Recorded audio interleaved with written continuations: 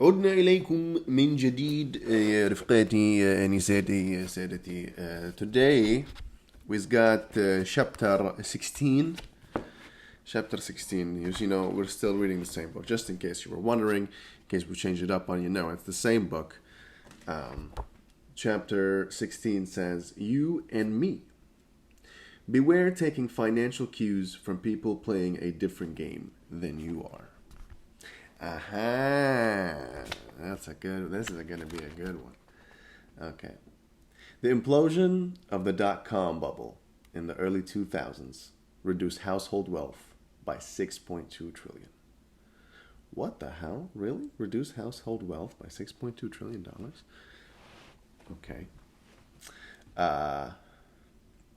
The end of the housing bubble cut away more than 8 trillion. It's hard to overestimate how socially devastating financial bubbles can be. They ruin lives. Why do these things happen? And why do they keep happening? Why can't we learn our lesson? The common answer here is that people are greedy. And greed is an indelible feature of human nature. Indelible. It's interesting. I've actually never heard that word before. Indelible. Very nice. Okay.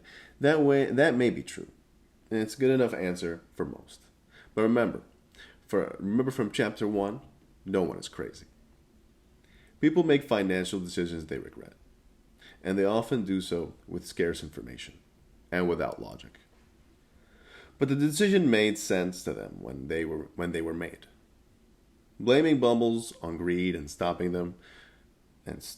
there misses important lessons about how and why people rationalize what, in hindsight, look like greedy decisions. Part of why bubbles are hard to learn from is that they are not like cancer. Okay? Where a biopsy gives us a clear warning and diagnosis. They are closer to the rise and fall of a political party, where the outcome is known in hindsight, but the cause and the blame are never agreed upon. Competition for investment returns is fierce, and someone has to own every asset at every point in time.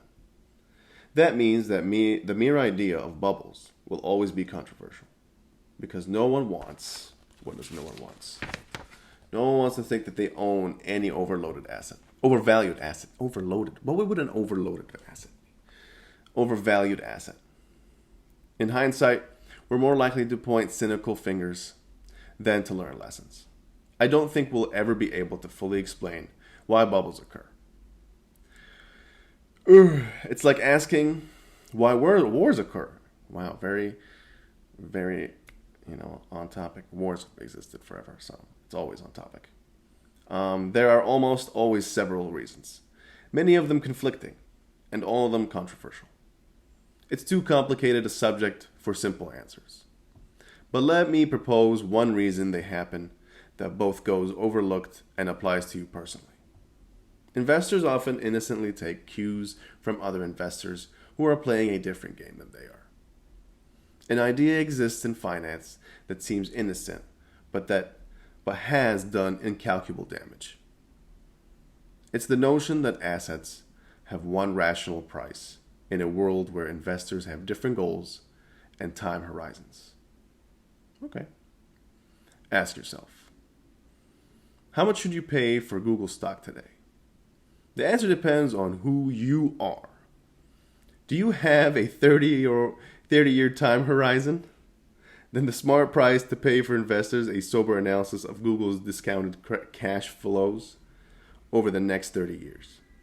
What? Do you have a 30-year time horizon? Then the smart price to pay involves a sober analysis of Google's discounted cash flows over the next 30 years. Okay. Are you looking to cash out within 10 years? Then the price to pay can be figured out by an analysis of the tech industry's potential over the next decade and whether Google management can execute on its vision. That actually is very nice.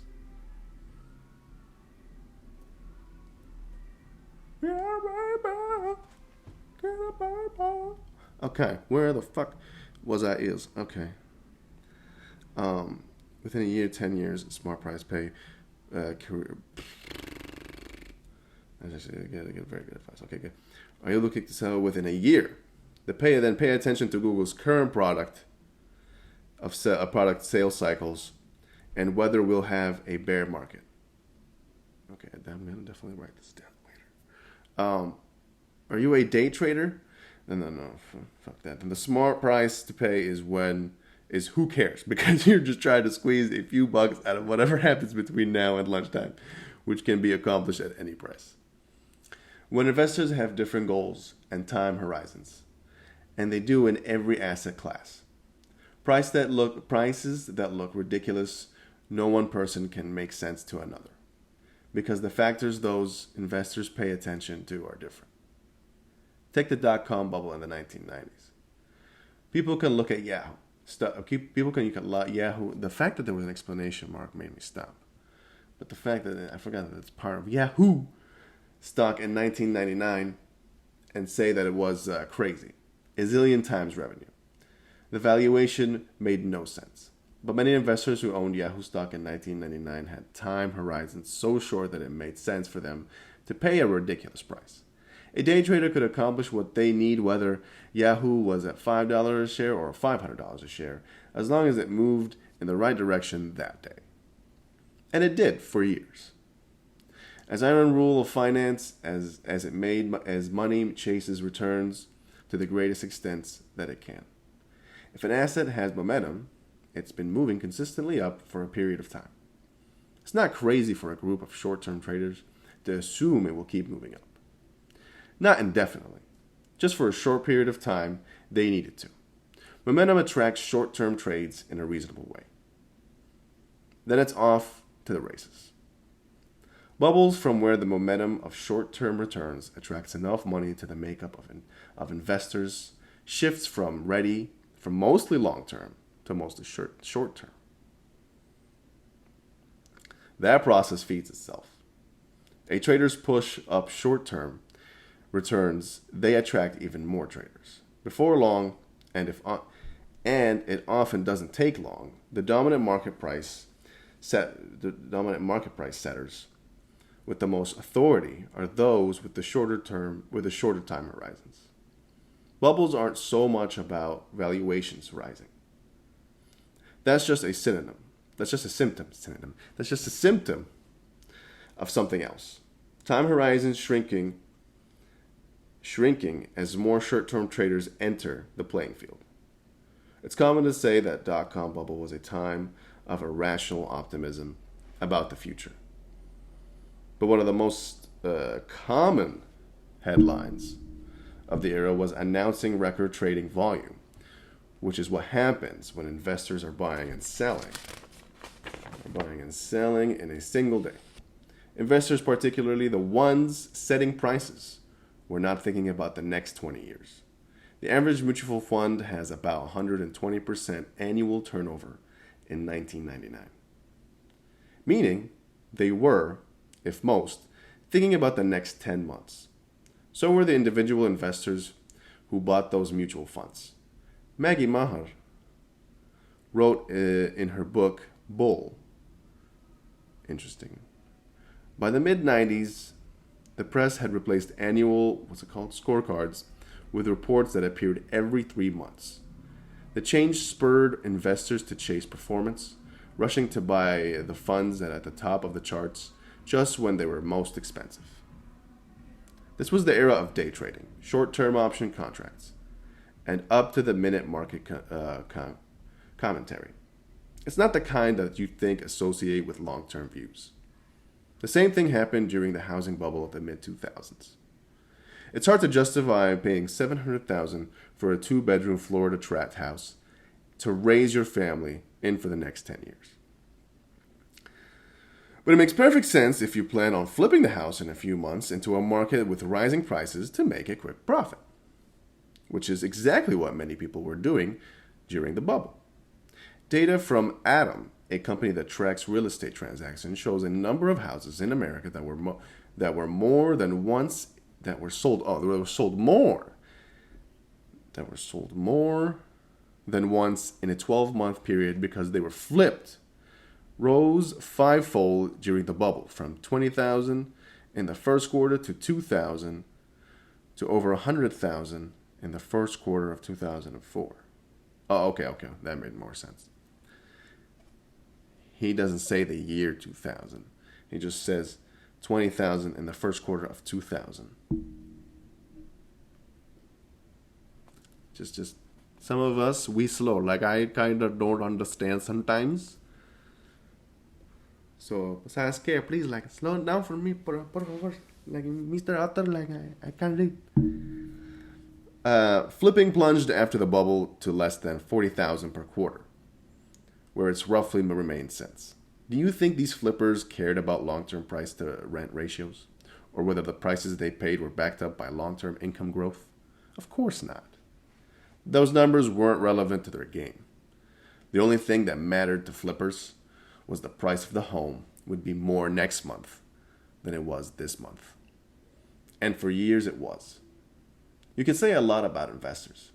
You can tell them, speculate. You can call them, tell them. Call, there's the C, it's not a T. Thank you, dyslexica. You can call them speculators. You can call them irresponsible. You can shake your head at their willingness to take huge risks. But I don't think you can call them irrational. The formation of bubbles isn't so much about people irrationally participating in long-term investing. They're about people somewhat rationally moving towards short-term trading to capture momentum that he had been feeling on itself. That had been feeding on itself. Shut up. Oh, fucking phone. But I don't think the formation, I just already read that. They're about people, that did that too. Feeding on itself. What do you expect people to do when momentum creates a big short-term return potential? Sit, watch patiently? Never. That's not how the world works. Profits will always be chased, and short-term traders operate in an area where the rulers governing long-term investing, particularly around valuation, are ignored because they're irrelevant to the game being played. That's where things get interesting, and where the problem begins. Bubbles do their damage when long-term investors playing one game start taking their cues from the short-term traders playing another. Excuse. Cisco stock rose 300%, damn nice, in 1999 to $60 per share. At that price, the company was valued at $600 billion, which is insane. Few actually thought it was worth that much. The day traders were just having their fun. Economist Burton Malkiel once pointed out that Cisco's implied growth rate at that valuation meant it would become larger than the entire U.S. economy within 20 years. That is actually sad. But if you were a long-term investor in 1999, $60 was the only price available to buy. And many people were buying it at that price. So you may have looked around and said to yourself, wow, maybe these other investors know something I don't. Maybe you went along with it. You even felt smart about it. You don't realize that it's the traders who were setting the marginal price of the stock were playing a different game than you were. $60 a share was a reasonable price for the traders because they planned on selling the stock before the end of the day, when the price would probably be higher. But $60 was a disaster in the making for you, because you planned on holding shares for a long run. These two investors rarely even know each other. Even know that each other exists. Oh, why am I just making up words now? But they're on the same field, running towards each other. When their paths blindly collide, someone gets hurt. Many finances and investment decisions are rooted in watching what other people do and either copying them or betting against them.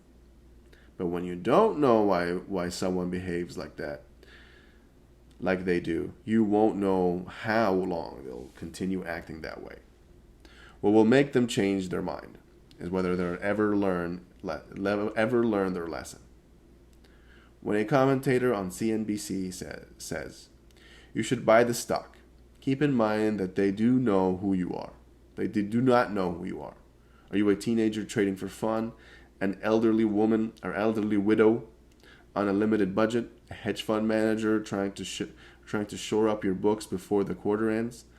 Are we supposed to think those three people have the same priorities? And that whatever level a particular stock is trading at is the right for all three of them? It's crazy. It's hard to grasp that other investors have different goals than we do. Because an anchor of psychology is not realizing that rational people can see the world through a different lens than their own.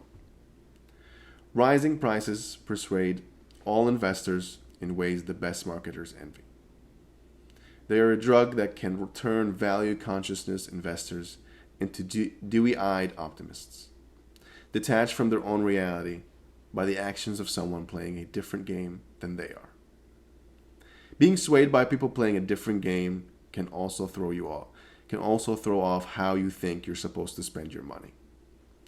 So much consumer spending, particularly in developed countries, is socially driven, subtly influenced by people you admire, and done because you subtly want people to admire you. But while we can see how much money other people spend on cars, homes, clothes, and vacations, we don't get to see their goals, worries, and aspirations. A young lawyer aiming to be a partner at a prestigious law firm might need to maintain an appearance that I, a writer who can work in sweatpants, have no need to fit, but have no need for. Just all the letters. But when his purchases set my own expectations, I'm wandering down a path of potential disappointment because I'm spending the money without the career boosts he's getting. We might not even have different styles. We're just playing a different game. It took me years to figure this out. A takeaway here is that few things matter more with money than understanding your own time horizon and not being persuaded by the actions and behaviors of people playing a different game than you are. The main thing I can recommend is going back to your way to identify what game you're playing. It's surprising how few of us do. We call everyone investing money investors, like they're basketball players all playing the same game with the same rules. When you realize how wrong the notion is, you see how vital it is to simply identify the game you're playing. How I invest my money is detailed in chapter 20. But years ago I wrote out, I promise I am a passive investor optimistic in the world's ability to generate real economic growth. And I'm confident that over the next 30 years, that growth will accrue. Read it wrong 3 times. Accrue to my investments. This might seem quaint, quaint. I don't know. That one we'll have to Google.